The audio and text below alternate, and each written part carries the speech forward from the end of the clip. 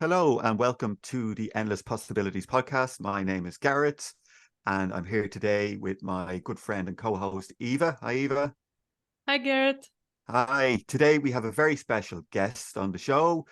I'd like to introduce Diana Kasperska. She is the founder of AKA and she's actually a very good friend of mine. Hi, Diana. Hi. Hi. Hi, Diana. Hi, Ivan. Thank you so much for having me, guys. Yeah, very excited to have you on the show, Diana. And I guess we should kind of just explain how we all know each other, because we've all met before and we've all been together. Eva, would you like to talk a little bit about that? Yeah, hi, Diana. So did I also say hi? So we met, I think it was 3 years ago at a Shaktipat retreat in Ireland, in Wicklow. And that's where we met the first time. We were all participants.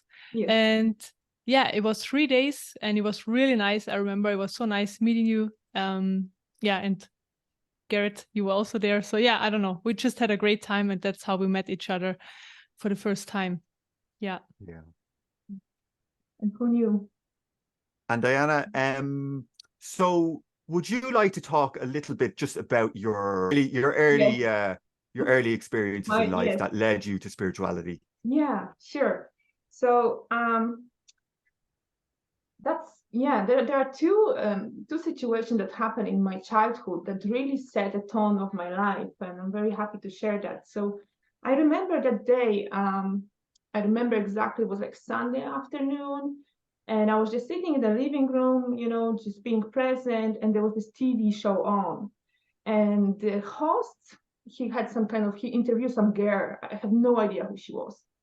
But she was just kind of like a gothic lady, a bit of rebel, no idea what they were talking about until she kind of raised her voice. He asked her something, and she kind of raised her voice and said something like, what do you think you do in this life? You will be coming here till you retire day by day. What is this life about? What is the system? And that caught my attention, and that really did something to me, like my system respond to it. And since that moment, since that situation, I start questioning, what are we doing here? Why do I exist? Like, what is this all about? And I started asking questions, but there was no really answers.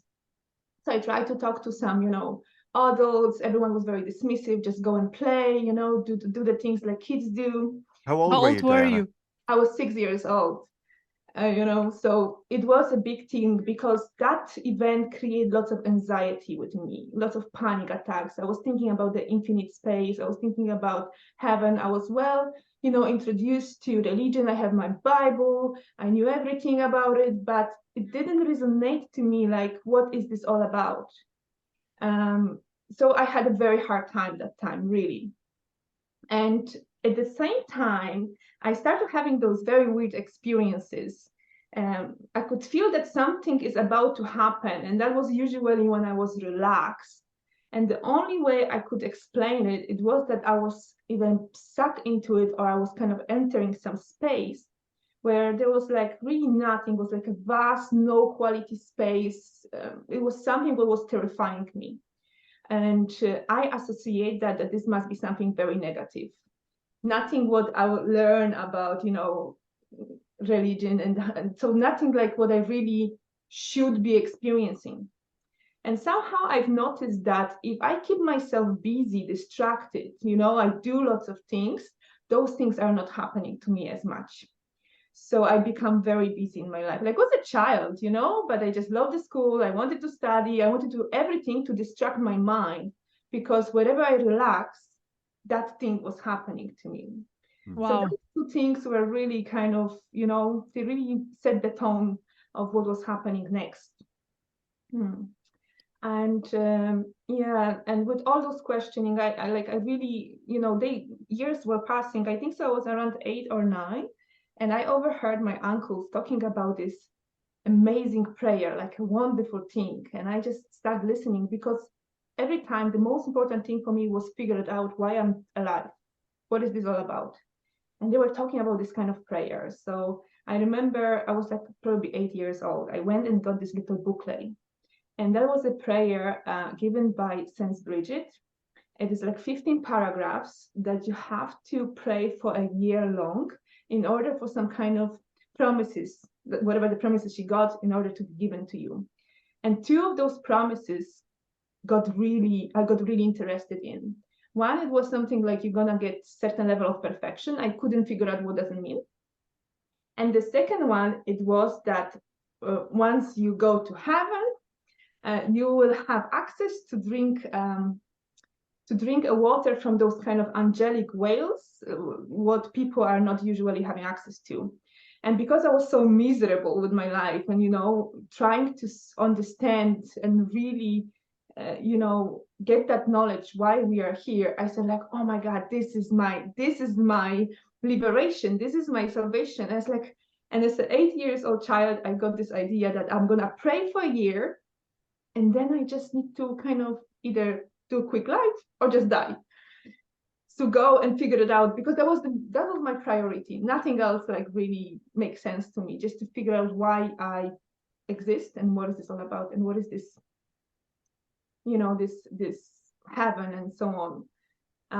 But to be honest, 1 year is a long period of time to pray every day, especially for an 8-year-old. Yeah. So every so often I would miss a day and I had to start again, and it took me a really good few years in order to complete that prayer. So I pray and pray and pray and try again and start again. Meantime, I was having some breakdown again with those anxiety attacks because, again, those thoughts were coming very intense. But yeah, so that was the very much beginning. And then in my teens, like when I was a teenager, I got very much interested in martial arts. So I started practicing Kyokushin. That's a type of karate. And I got very much obsessed about it. It was another way for me to keep busy because I was all the time feeling that something is chasing me, like these experiences were all the time chasing me. I was very much afraid to relax because Diana, just what did you sense was chasing you? That void, that space, that kind of that kind of emptiness, that experience of it, because it didn't feel like I was doing something was coming to me or something was acting on me, but I could not understand. And was there a fear of you dissolving in that spaciousness? Like it was like nothing have existed there. It was sense of me, but I was afraid, like I wanted to be surrounded by people because I had that fear of like, why just me? Why is this nothing there? So perhaps I had that fear, and I just didn't want this to happen to me ever again. Yeah, because it was kind of, and I associate that as a tactic. Like I did. That was my kind of assumption. And did you were pulled in for a while? Did you have that experience, or were you always trying to not getting pulled in? Like I did, like I remember the first time because I didn't know what was happening. I did, and then I was fighting it, but fighting didn't, like you couldn't fight that. To a certain level, you had the experience, but like as I said, I was keeping busy. My mind was occupied. It was fine. I couldn't really manage all those thoughts. Like the way, why I'm here, what is this all about? Those were very much disturbing to me. I had all faith in that prayer.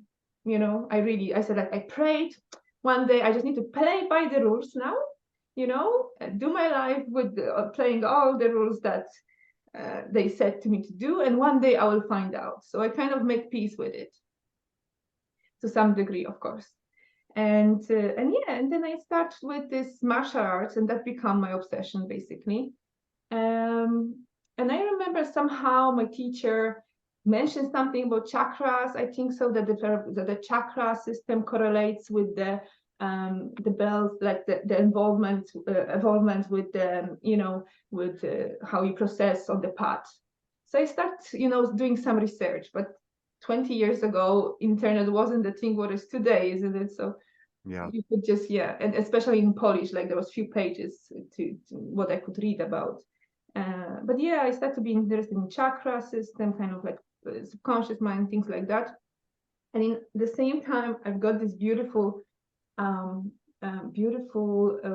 diary. And I exactly remember the cover. And the cover, it was there was a picture of the sunset and this lady sitting in a meditative state and meditating, you know. And I had no idea what is this. I was just like, oh, I just want this, whatever it is. Felt like peaceful, felt nice. But I got that thought. I said, like, let me just check with my priest if it is okay, if I can do that, because like I just spent a few years praying and trying to figure out my thing. I'm not gonna throw away what I kind of thought is important. And unfortunately, it wasn't the thing I was allowed to do. So I dropped all this idea of just sitting and discovering what was inside at that time. So growing up in Poland, Diana, it was very much Catholic. Yes. Everything had to be checked by a priest. Yes. So you actually read about these, you know, the sitting in silence, and you felt that you had to go and ask the priest permission, right? I felt this, like I was very much, because especially that because I pray for so long. And I find that if I'm going to throw it all away, and I want those water on wisdoms more than anything else, you know, I won't sacrifice that for something else, what is unknown to me very much. And perhaps maybe there is nothing to discover. So I had that idea. And Diana, the image that you seen, can you just explain that a little bit more and what it meant to you? Meant to me, what, meditation or what? The image of sitting. When I saw this lady sitting, yes. You know, there was something very interesting in it. And I felt like there was a peace, there was kind of contentment, there was something what you really would like to do. Although I have no background, I could not say, I just thought like, you know, just to check, because I've never heard people meditating, or what is this about, you know? So I was interested, but I said like, no, I can't, like it's not what I can do. So I throw it away, you know. And did you know that this represented meditation at the time? Did you know did. what Somehow you did? I did, you know, I did, yeah. Sometimes, like somehow I did, but I didn't go in that direction. I throw it away. I said I need to play by the rules, you know. That's not the rule. I'm not allowed. Okay, and you went and you asked the priest about meditation, and he said it wasn't. No, no, not really much. You know, at that time it was completely different. Probably today there is a different way of seeing the things as well, but that time it wasn't very much acceptable. So, Okay, you know, and just because I felt that I already kind of find my salvation, that prayer really make me, you know, like, so why I would throw it away? I did it for a few years. I dedicated lots of time and lots of heart into it. So I felt like I stick to what I know, you know? yeah. Yeah, so that's how it is. But funny enough, you know, with all those practices, what I've done in the martial arts, and today I know it, before I didn't, all those sessions such as swimming or maybe skipping on the rope, or, you know, those kind of, when there is repetitive movements happening for the extended period of time, that was a time for me when I was just completely with just being, you know, in that space. And that was a beautiful meditation stage, what I just wasn't aware, you know, but because it wasn't called meditation, it was allowed to do, you know. So I would be skipping on the rope for 2 hours, just really at peace, really there, you know, no mind, just movements, just being in that space. So that's I've done for years. And I believe that that was a beautiful thing to also kind of, you know, was a self-mastery and was involved the body. Yeah, beautiful time, definitely. Yeah, you were definitely meditating through them practices. I know I yeah, did. yeah. But just because it wasn't called, you know, meditation, that was silly. It was. Yeah, the focus was on what the activity you were doing, and then the mind was quieting down, and you're just in the zone. Exactly, you know. Yeah. And what age were you doing that? That was teenage. Like I was teenager. I done it for Teenager. many years, you know. Yeah. Yeah, and you know, martial arts are spiritual practice. Good that I didn't know that time. How long did you do it for? I think so, 6 years. Like, then I went for college, and things, you know, things just changed. I was looking for love and for other fulfillments, I guess. But there was no much growth happening, and I felt that universe want me to move, you know. So I become very uncomfortable where I was. And one to the other day, I moved to Ireland, and I was exposed to a different way of seeing world, different cultures, you know, different religions, different way of, you know, different way of being. And that's how when I start reading. And what age were you when you went to Ireland, Diana? I was 21 after my 21. I finished a bachelor degree. I was still doing my master, but I just left. Can I just ask about something before? I mean, first of all, I love listening to you, Diana. Just like your story, it's amazing. Like it's so great, and it's so amazing that you had this opening at such a young age. I mean, that's really amazing. Now it's a blessing. Before it was a terrifying experience. Yeah, of course. But yeah, so I wanted to know when you did the prayer, did you feel anything happening from the prayer, like energies? Was this something that was there for you, and what happened after you finished the year of the prayer? Yes, so you see, I don't think so that I could feel something. It was more as a paying respect for me, like to something greater, because I really much was just a separate little Diana trying to find a way of understanding a bit more, and no one around is interested in it. And I was feeling like that was the thing. So it was more as a begging for an answer for me, kind of thing. So I don't remember feeling the connection at that time. Probably desperation, because it was very much it was the only thing what I just knew I want. And after a few years after I finished, really complete that one. So like I wasn't very much interested to leave. I wanted to get there, which kind of meant to die, but I can't influence that, neither think of suicide, think of something like that, because it's not playing by the rule. So I just have to keep going and live my life. And thankfully, martial arts happened, because it was a beautiful time as well. Yeah, I was fine. I said I will wait. I will wait for whatever happens next. Oh, okay. So you're 21, and then you decide to leave Poland. Had you been away before that? Had you left Poland? I came Traveled here for like holidays, and living to Ireland? Yeah. I came here once for holidays when I was 18, and then I just I'm going. So I left, and yeah, it was a time just to really discover new things. But I started reading, I allow myself to kind of start peeling the layers of those kind of programming and those beliefs very, very slowly. I started reading those kind of popular spiritual books, but I was accepting just very, very little, because whatever was too much, out of what my belief system Your was, comfort zone, yeah. I could not, it was it really took time. So I have lots of sympathy to people who are very slowly opening up to that possibility, because I was there. And Diana, this is religious programming, right? You had been programmed by the Catholic Church. Yeah, very much. And society as well, they're just certain things are allowed, certain not. So yeah, that's how it was. And I had a hard time breaking it as well. And just Ireland, we had a very similar sort of, like, in the 80s and the 90s. We were ruled with an iron fist by the Catholic Church, and they had a big say in everything. Every household, it was very similar. Yeah. Yeah, so and maybe if Polish people will watch that, maybe somebody will resonate. We had that saying.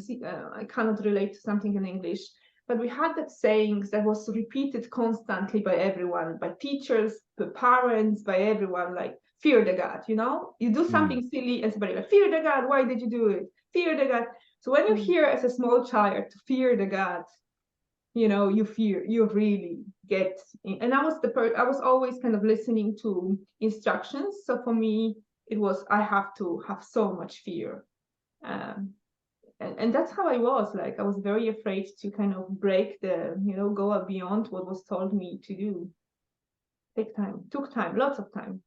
And what? So you were reading books, and what else did you do to help yourself? Some kind of spiritual, maybe some kind of healing processes, opening up to different ideas every time a bit more. I still didn't allow myself to really meditate. I would be going for some kind of event, but very kind of the one I consider safe. That's all. Going very, very, very slow, and the life became very nice. Like, everything was cool, everything was really beautiful. And until I had a personal crisis, things started being very tough. And I remember that moment when I was walking, and I just really had enough. Like, I said, like, this is not working. Like, this is like really hard enough. And I sometimes I was talking to my participants, and I said this story. I was walking, and I don't know how come I've generated so much acceptance in that moment, because I really said, okay, I accept anything, everything. I don't care. That's it. I pick the fight, the level of acceptance.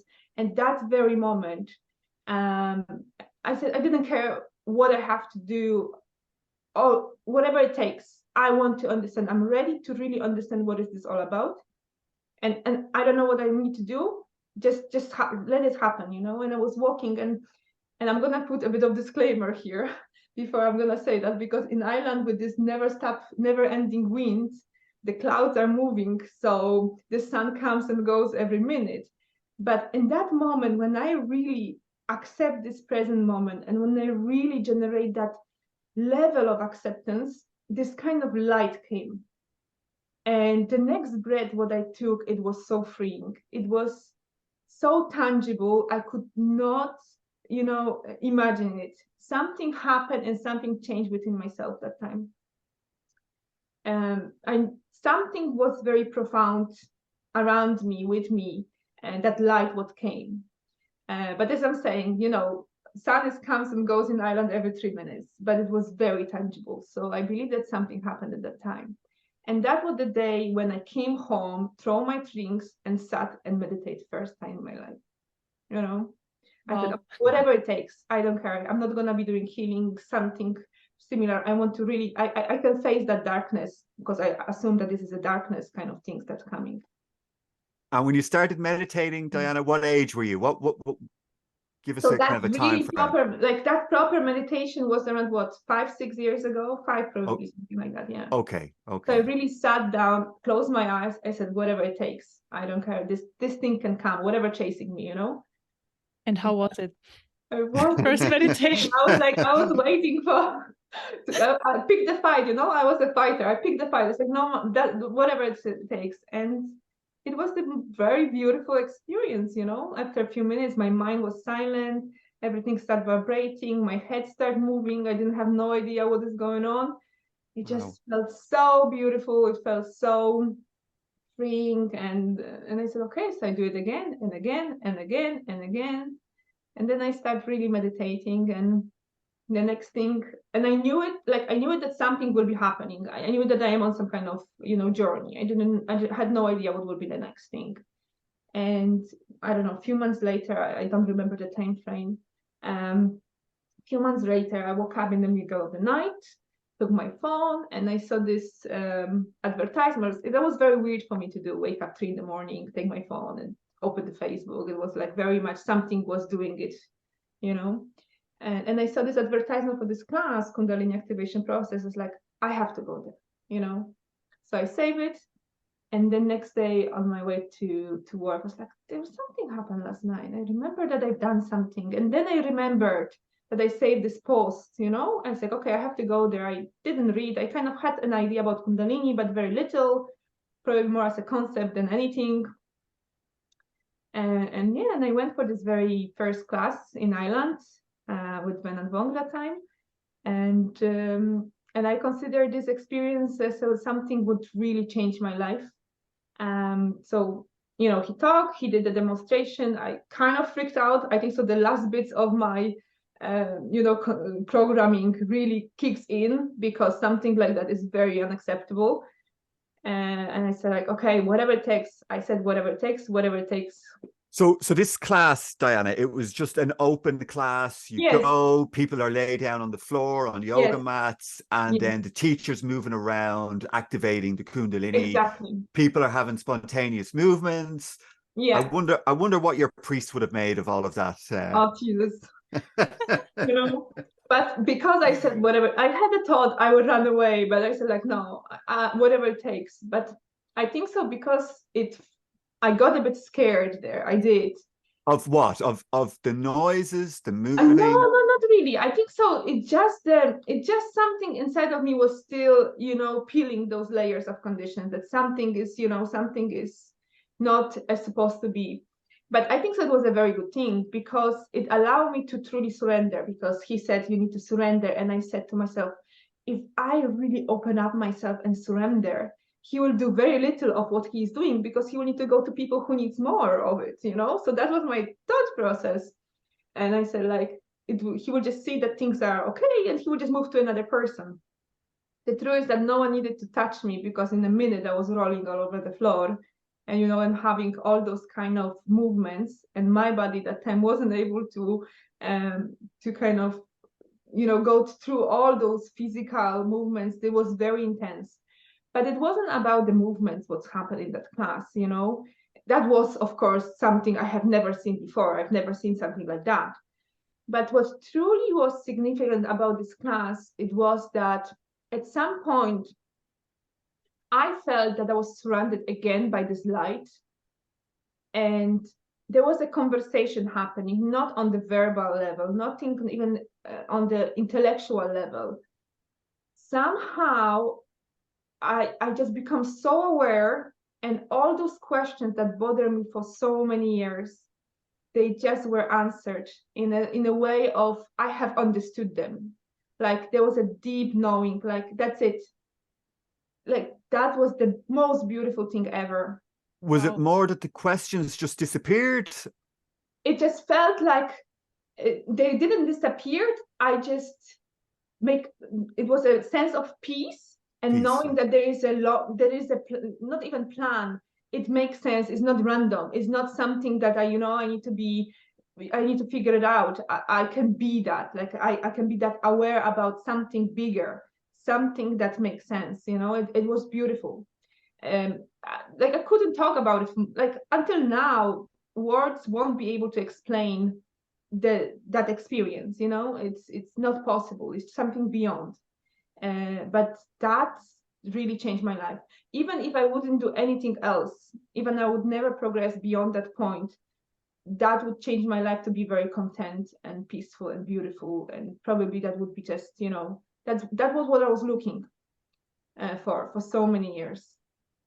Oh, so beautiful, really. Yeah.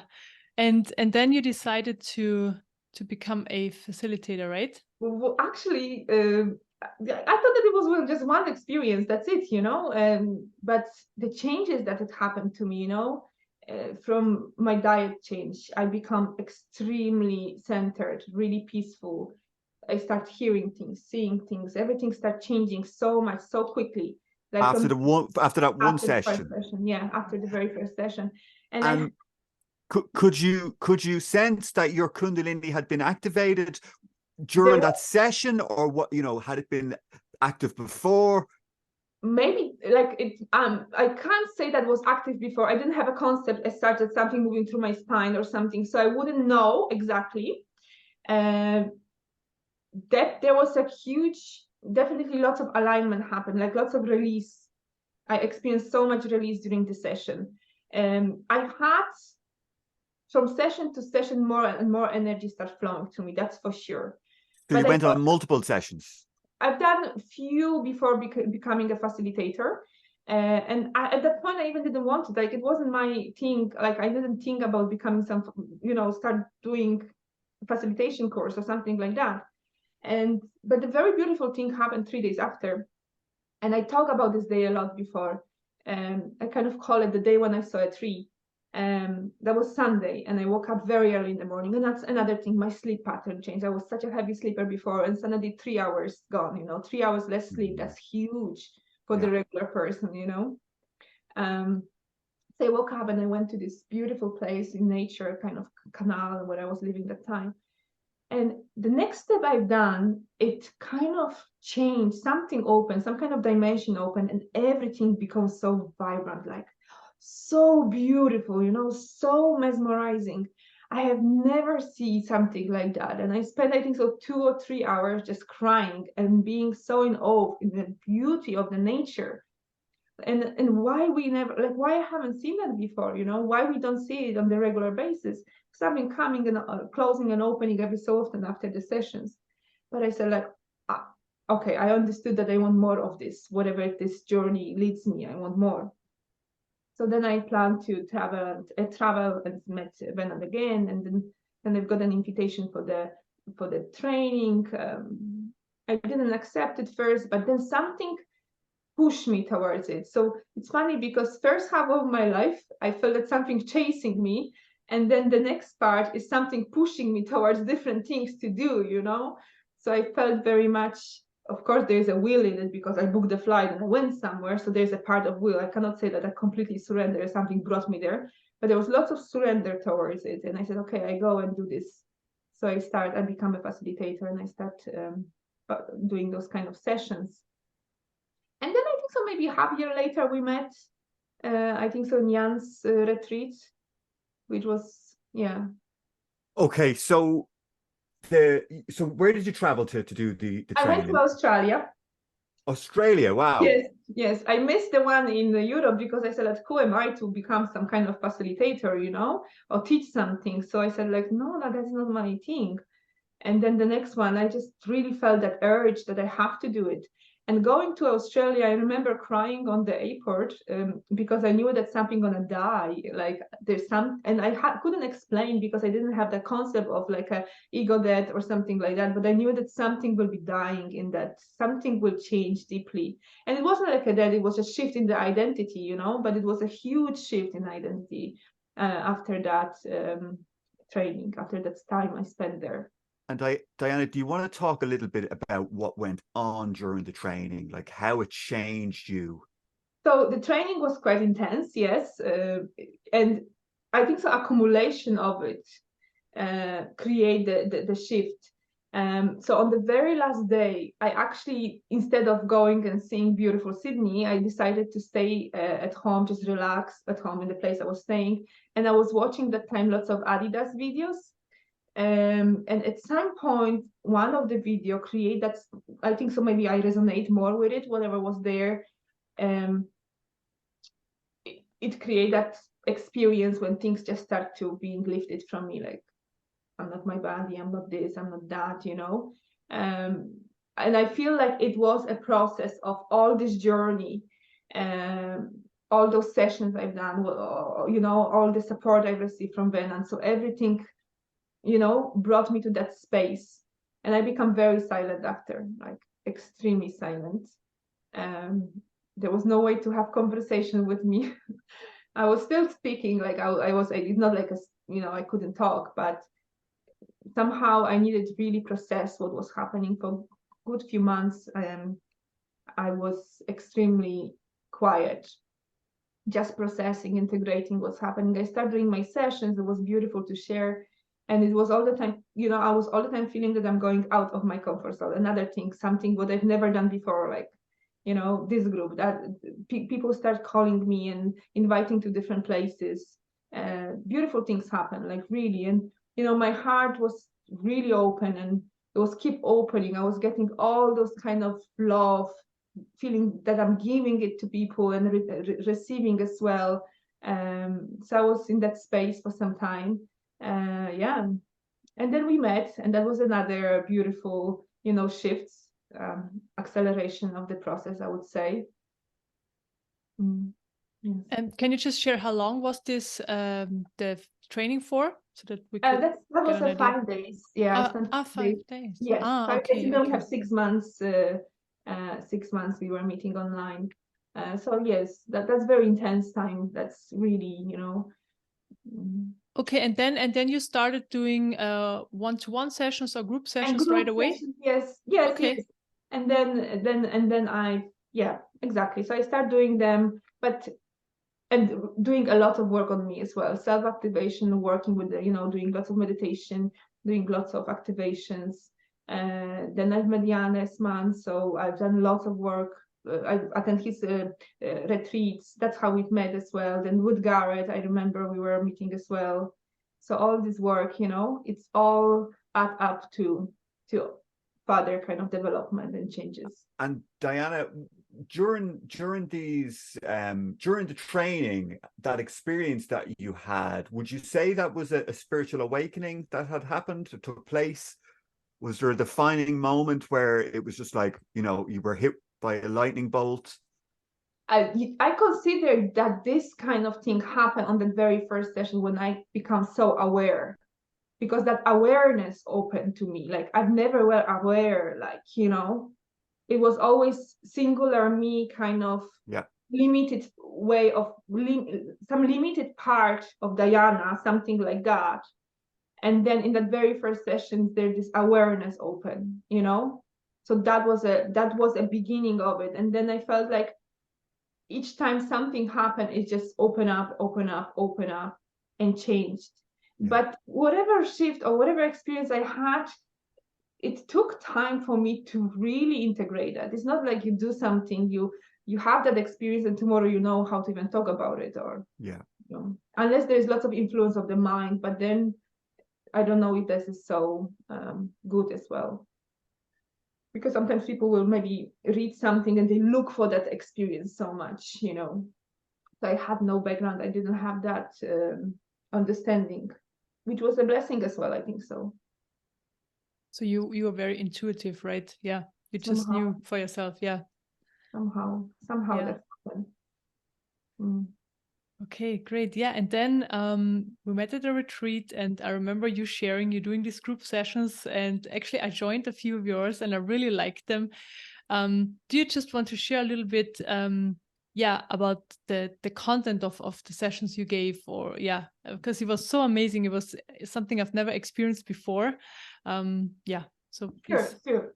So the Kundalini activations, so that's the way I see it now. It's a bit different than I saw it before, because the change, I think, so the space that I share changed. So after some time, I quite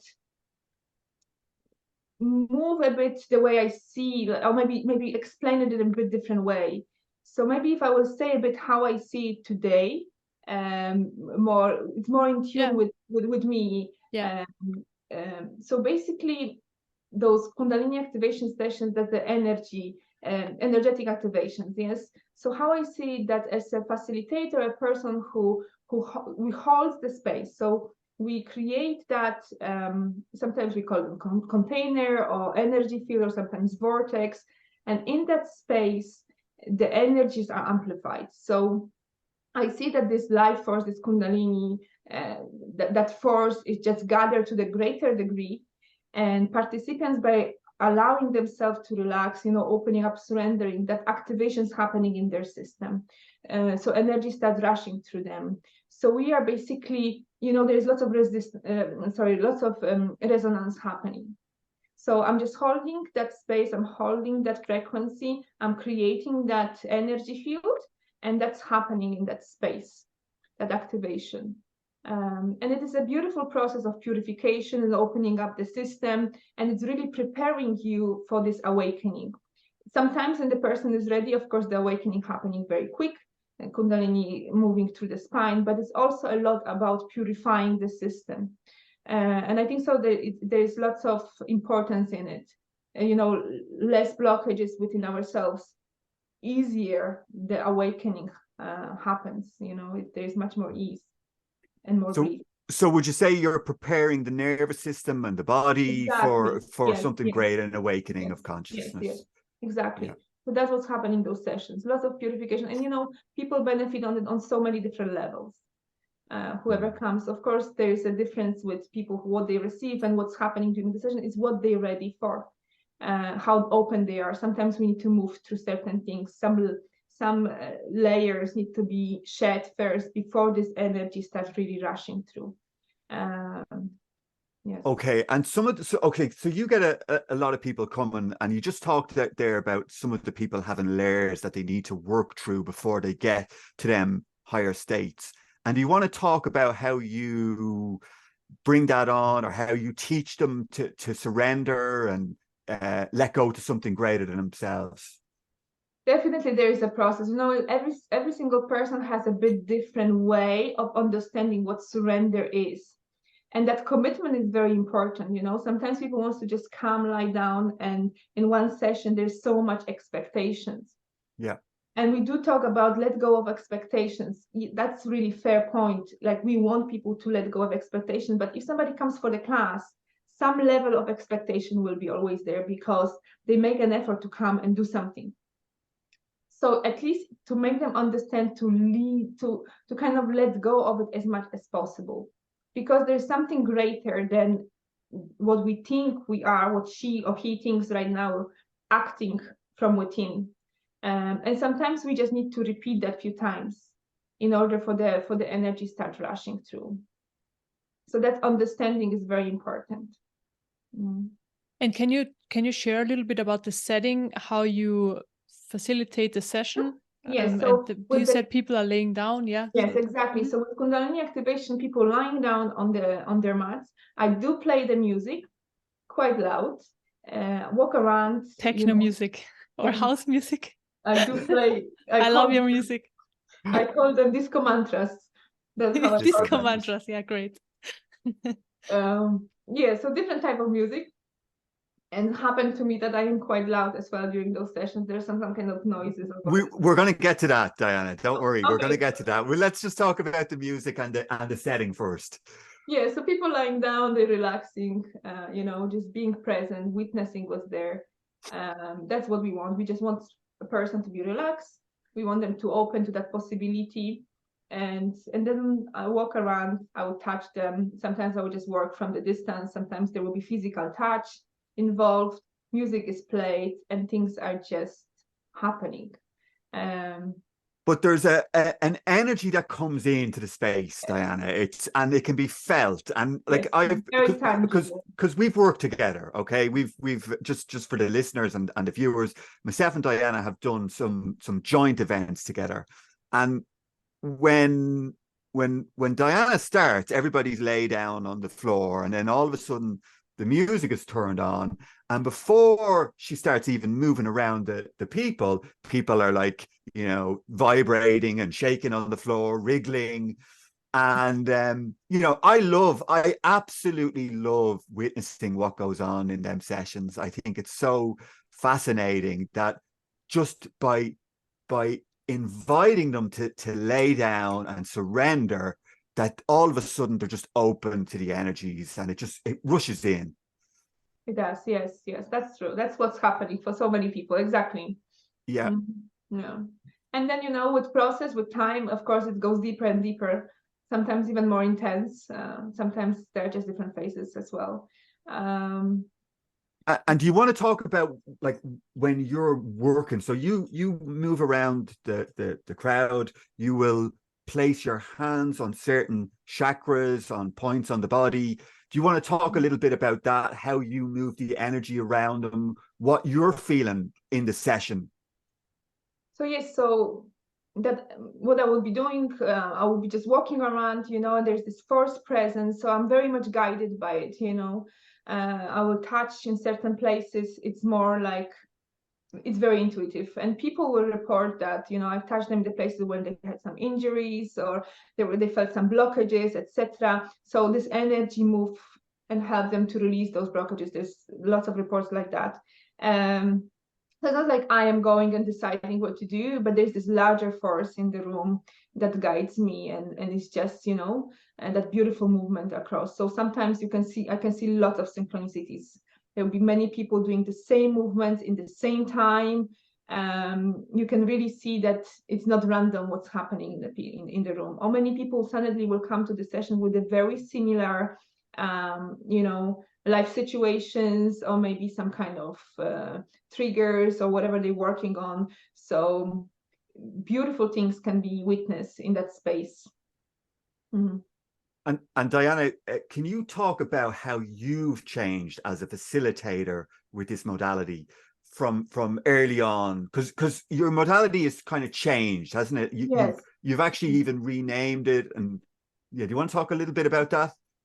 Because you've obviously changed as a person and a teacher, and you've grown into this role. Yeah.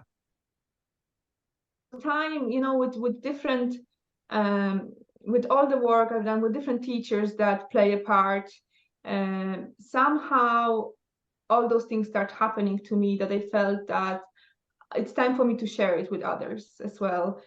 So I kind of move away, and I'm very grateful to every single teacher who play a part in it, but somehow I felt like this energy really wants to be shared, and if I can help and spread that, because changes are beautiful and so many people benefiting from it. So I said, let's do that. And I move and create that project, Aliveness, and that's how it starts. So I do every so often, I would just train some people, and we have a nice community of facilitators all over the world. Yeah, it's beautiful to see that we can really help each other, because that's a journey of, I'm calling it a journey of remembering, because this is something that we remember. It's not like that's something that we learn. It's very what we are, and it's very native to us.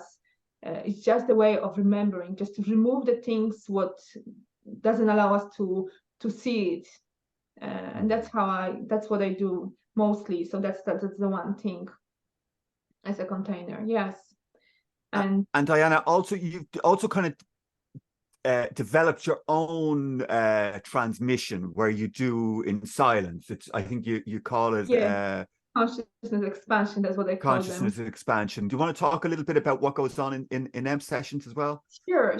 So in that those sessions, the consciousness expansions, what I do, I really cultivate sitting. So I'm inviting people to sit in silence, something that we can really practice as well. I'm really inviting people to practice it as much as possible with the recordings, for example. And in that space, we do meditate, and the space is still charged with the energy.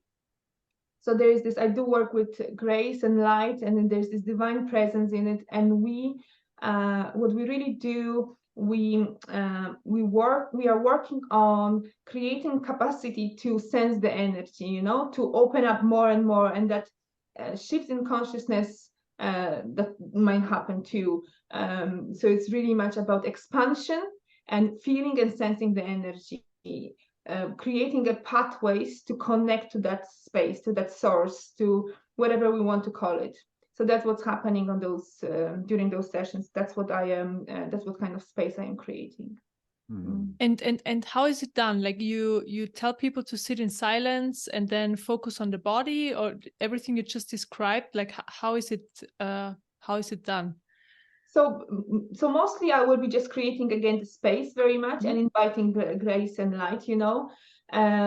It's more, there's a bit different quality to energy that is present. People sensing it people reporting there is something different between one to the other. And so just to get a context of like your normal sessions, because the Kundalini activation you also do online, where people can connect and you can move that energy remotely in the people, and they can start having the body movements, even though they're 1,000 miles away, and the other side of the world. And then these other group settings that you're doing with people, you're like transmitting consciousness, you're bringing in presence. It's a completely different feel to it, to the exactly. Kundalini activation. It is, yes, it is. And that's what's happening. And is it that you notice that they're a different group of people? Have you developed two groups, or is it very much mixed? I kind of feel like mixed. One complement to the other, Yeah. They work very good. Like energy activation, if we think about something to move the energy through the system, to help you to really start the process and then go deeper into awakening of consciousness, and expanding it. So I think so they complement each other very well. Okay, and just as well, just to pick it apart a little bit more. So the people who usually come for the Kundalini activation, okay, they most likely see videos, and it looks really amazing when you see people going into the different mudras and the energy moving. So I imagine you get a lot of people who go, wow, that looks really, really amazing. They have not done much meditation. They haven't, done an awful lot of like spiritual practice. They come in, they get a taste of what this energy can do for them. Maybe it makes a big change in their lives, and then they somehow gravitate towards the consciousness deepening and awakening. Yeah. Mm-hmm. Exactly. I think so. It's a journey. You're starting with something so tangible. Yeah. Something really happens. You can really feel it. It's not that you need to wait for a long time to sense something. Of course, we're talking about many people, not everyone. Yes. Yeah. And then you're moving, and then you're sensing something more, then you experience something more subtle, but you know that with time you're gonna really open up to feeling it more and more and more. Yeah, Wonderful. I would like to talk a little bit about the not the consciousness, the other sessions you do, you know, when there is like stuff happening, because at Gert's last retreat you joined for the last day, and I was there to experience it as well, and it was so amazing. And I just would like to share a little bit with the listeners about this, because it's so amazing to experience. So first everybody's laying on the floor, then you have the loud music playing, and then people have the craziest reactions. So screaming, howling, crying, laughing, like body And that's just movements, Diana. yoga poses, all of that. And then also Diana is moving around the room, and you have, like, do you want to share a little bit what you do? Because you haven't talked about this yet, like what you do to to help the energy to like work on people and stuff. So so I will move around, I will walk around, touch them, as I mentioned. So there will be lots of touch happening. I will move the energy, and somehow at some point my that happened to me a few years ago, my throat really opened, so I would really make lots of voices. Sometimes I would shout, and that really also helped the energy move through the room. And sometimes when I'm very close working on one person, I can feel, and that's also their experience, that voice or noise, what I'm doing, helps the energy move through. It's like I am calling something what is released, and something is being released. So I'm quite loud during those sessions, sometimes too loud, I guess. I loved it. Yeah, I loved it. And it's like, I just want to share. So you have this rattlesnake sound, I would call it, you know, this sound. And when you did it, it's like this energy, this snake energy, like just, you know, flies around the room in towards everybody. It was just so amazing, you know, like you're really accelerating it and you're sending it to people by these noises. And it was amazing to see, to experience, to feel in the body. Thank you so much. But you know, it's very, because I haven't seen somebody like that doing something like that in this kind of work. And if I really would ignore it, because it will start happening spontaneously when I was working online, so no one could hear me anyway, so I didn't really, you know, everything is muted, so I allow myself to make those noises. But if I would ignore that part and kind of like, no, I haven't seen something like that, I wouldn't allow really unfold, and everyone's love it, and it's really adding to the space. You're so authentic, because and just for me to give a little bit of background, so I also did a workshop with Venant Wong about 5 years ago when he came to Ireland, and so I have been around the whole Kundalini activation scene, but I've never seen anyone do what Diana does, where she's, you know, it's almost like she's coaxing a release out of somebody by vocalizing these noises that are coming through. And it's almost like she's inviting it, you know, a release. It's like she's given permission to the people. She's like, okay, all of a sudden, oh, here's this woman screaming at the top of her lungs. And then all of a sudden they start going off. And it's like, once one person starts, it's like, you know, everyone around the room is screaming and there's shaking. And it's like, you've pulled that out of them, Diana. You've somehow gone in and given them that okay that they can let it out, release it in the session. It is all surrendering to it as well, because I could really ignore that, you know, and say that, no, but just surrendering to it, it's kind of unfolds beautifully. Yeah, and that's so amazing, because we've talked about it in previous podcasts. For people who start to do their own like healing work or what you do, it's like, okay, you learn something, you learn like you learn the cap, and then you practice it for a while, and then something unfolded for yourself, and now you have your unique way of helping people and doing this kind of work. And that's so amazing, you know, to see it with you, because it's very unique. And beautiful that you surrender and it's happening. And can I just say as well that there's a quality to Diana that I absolutely love. Is she's such a hard worker. Like Diana will get on a plane, she'll get up at 5 a.m., you know, get on a train or a bus and go to the airport and travel to a city, like, you know, multiple times in a month just to facilitate a group sitting. And uh, I think it's very important that like the how you work, it's not about you. It's like you're like, okay, I need to share this with people. And it's like you're getting that out there. It's like you're being of service in a way where it's not about you. Thank you for saying this way. Like, I think so it's That's very how I see it. thank you very much. I think so it's very important, you know, Yeah. to share it, and to allow others to share it too, because it's nothing mine. It's universal, and there's so many people can help others. Help us to just really, you know, remember that beautiful feeling of connection. So if more people will remember, it's gonna make a huge change the way we live. So let that spread us as much as possible. And Diana, do you want to talk then about how you then discovered that you could share this with people and then to help them become facilitators with this energy? Yes, that was a kind of step as well. I think it's a big one. So I kind of all the time feel the push somewhere. Um, I just felt that there's a time to do that. I need to do it. I was going to Poland a lot, and I said like I can't keep up traveling so much all the time. Yeah. And you know, and I felt like that. Yes, it's time to create some kind of project, some kind of training, or a space for others to also remember it. You know, it's just the beginning of the journey. Becoming a facilitator is just the beginning of the journey. Mm. Then it's a lot about how we are working on ourselves as well and how we want to evolve.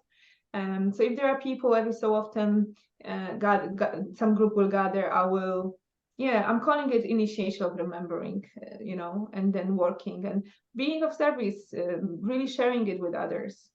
So I felt that it's important step to do. So I've done it. Like, And do you want to talk about the people who are drawn to working with you? So who comes along to decide to work with this energy, Diana? And then how do you facilitate or give us an idea of what happens? So you also then would probably set up a retreat over a number of days. You bring the people in. yes, Yeah, yes. yeah. So talk a little bit about that. So there will be, there will be. I'm checking with people who like. I really like when they come into the session, so I know them. So there are people who've worked with you on Yeah. a yeah, Yes, yeah. mostly. Okay. They work with others at this stage, and I would invite them for this kind of training, which would be like 4 days in person. We would meet, have a really intense days, and start that process of, you know, being able to hold the space. And then we are meeting for a number of months. I'm very much in touch with them. I think it's beautiful to create kind of community with many of them. I'm very much, you know, regularly talking, and we are really sharing beautiful things. And there are lots of ideas happening in the community, some kind of retreats, different type of work. So it's spreading, and I really think that, you know, oneness is not sameness, so everyone needs to really express themselves. So some people will really add something to it, or maybe they will be drawn to it. It will change them. This is the beginning, and more they will work on themselves or with that energy, something will be evolving. And it's all about evolution. So we need to be open for the next step and next step, rather than just kind of said that this is it. So that's what's happening basically. Wonderful. Wow. Yeah. And go ahead, Eva, if you want to ask it. No, I just wanted to say I think it's so great that, you know, this came for you. You know, first you did this for people, and now you can also teach people to help other people. I mean, it's really amazing. Yeah, that's what I wanted to say. And Diana, so like, I mean, you're constantly on the move. You're constantly moving from country to country, doing sessions. I know you've recently been to India. Do you want to talk a little bit what happened in India? Well, I just actually went by for me more like I went to really, I was really drawn to go there, and I spent some beautiful times in a few places. Himalayas was a big thing for me. I really felt so connected there, and it was so beautiful. So I said like, oh yeah, I need to go back, and I'm actually hosting a retreat there. What that will happen soon. I think it's very important to be open to energies in different places. You know, you can really receive something, and place like India is something that you can really add to. It can really change you. It can really change you. So it was really beautiful. I'm looking forward to go there again with the group now. And what kind of retreat? Sorry, go ahead, Eva. What kind of retreat is this going to be? So that's the Kundalini activation. Okay. And yes. So Diana, that event that you're doing in India, do you want to talk a little bit about like the people who are going? Are they local, or are they people who normally follow you around in Europe? Yeah, we have a nice group from Europe actually coming with me, you know, so I'm really looking forward to it. Yes, it's gonna be beautiful. You know, it's a very, very different culture, beautiful energy. We're gonna visit sacred sites, and we're gonna work a lot with the Kundalini activation. So I think so that blend will really create a beautiful experience, and I hope that's gonna bring lots of beautiful unfoldings to those who will come. Diana, I do want to share a little bit about your retreats you're going to host throughout this year. What kind of retreats and where they are? That would be great. So this year I have that retreat in India. So that's the big one. And the next year I'm planning on hosting a good few retreats, you know, in Europe and perhaps in India again. There's a few more places I would like to visit, and also probably bring the groups. So I'm planning on definitely doing more retreats next year. Online as well, there is always a good, you know, not everyone can travel, so it's always good that there is some kind of container for work happening online as well. So I'm looking forward. And you've got a very important one tomorrow, I believe. Yeah, exactly. We have a beautiful intensive in Dublin. Yes. Yeah, myself and Diana are doing a joint event tomorrow, merging Shaktipat and Kundalini activation. And they're very beautiful. It's always, I love it. I just absolutely love it. I think it's such a fun, just the energy is amazing. Yeah. It's a nice space. 2 days, I think, so it's a beautiful space. I'm sorry, Eva. No, just continue. Okay, it's in the Dublin City Center, right? Yeah. Yeah. Okay. Yeah. Yeah, beautiful. And you also offer one-on-one sessions, right? I do. Just for the listeners to know. Yes, I do one-to-one. It's a big one, actually. Lots of people love this kind of, you know, regular sessions because they can really see the progress. And is that in person mainly, or is it online? Both. I do online and in person, you know. Yes, and you know, online works so well because it's so convenient just to turn on the laptop. And if somebody is just open to the possibility that they can receive it, or you know, have the same benefits that what the session in person has, that's all. We just need to be open to it. But I'm not, you know, there will be people who are not fan of it. I wouldn't then even try to convince them. But you know yourself, you work online so much. Like once somebody is open, that's all what it takes. Yeah. And Diana, one thing I noticed with you is you're continuously working on yourself, always evolving spiritually, you know, doing workshops. And do you want to talk about, you recently done Vipassana retreat? Did anything open up during this? Was there any you know, any deep experiences? Because it was 10 days, right, in silence. Yes, 10 days in silence. Beautiful time. I really felt I need to withdraw a bit and just, you know, focus on myself. It's very important, especially when we you know, hold space for so many people, and we are so you know, so constantly busy with them. So the time for yourself, it's very, very important. So every so often I would just disappear. Yeah, so it was a beautiful thing, actually. Silence, I become quite silent, so actually I really enjoy silence. You weren't shouting and no, and I really just stay with myself. Although on the very last day, somebody came to me and said to me, "Oh, you must be working with energy, because I could feel straight away when you entered the room." And I didn't want it much to influence, the space, of course. Yeah. So I allowed myself to be just with me.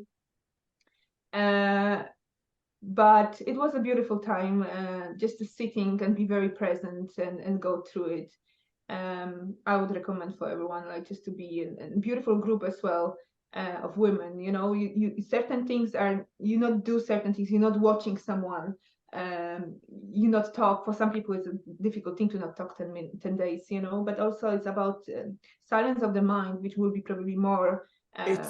It's really difficult. Now, I did a 4-day silent retreat in the west of Ireland one time, and I remember just going, I can't do this. I have to, because I love talking. I love having fun, and like I'd be sitting at the dinner table, and everyone was just silent. And I was like, oh God, this is so, because when you eat food with people, it's so nice to chat. And I found that I didn't stick to it. I'd go out and I'd sit in the back of my Jeep, and I'd like be on the phone talking to people. And I remember I had a friend with me. Actually, you know him, Stephen, and I'd go over to Stephen. I tried to talk to him, and all of a sudden he'd go, he'd ignore me, and I was like, "What's wrong with Stephen?" And like he stuck to it. He totally stuck to it, even though I wanted to speak. So I failed. I completely failed at the silence. But you did 7 days? 10 days. 10 days? 10 days, 10 days. wow. Oh And no phone? No looking no, at your phone? nothing, Wow. nothing. There's zero input. I find it really beautiful not knowing people and get comfortable in the space with them. How beautiful it is that we really don't need to, we can just be. We forget how to be. We all the time need some kind of entertainment. And that was all about being. So I find it really beautiful. And people were so kind, because so little things were happening. So we had that pattern that everyone holds the doors for someone else, even that somebody walks like 100 meters away, and you wait for that woman to pass by and you hold the door for her. So much kindness, really beautiful. I would really recommend, and it's a beautiful, simple practice as well, to clear your mind. It works very well. For those who kind of having a hard time, is a really beautiful process to sit and to actually, go through those 10 days, because unfortunately few people left in the meantime.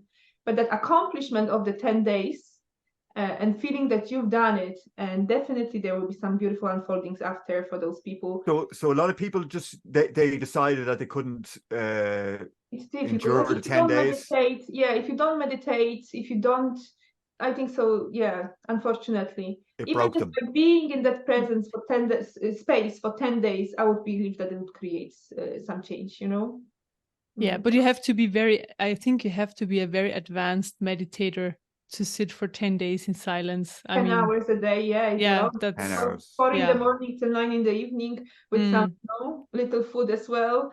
That as well. Yeah. So, okay, wow. You're Sounds eating good. just at 11 o'clock, you have your lunch, dinner, and then in the afternoon, 5 o'clock, just a fruit.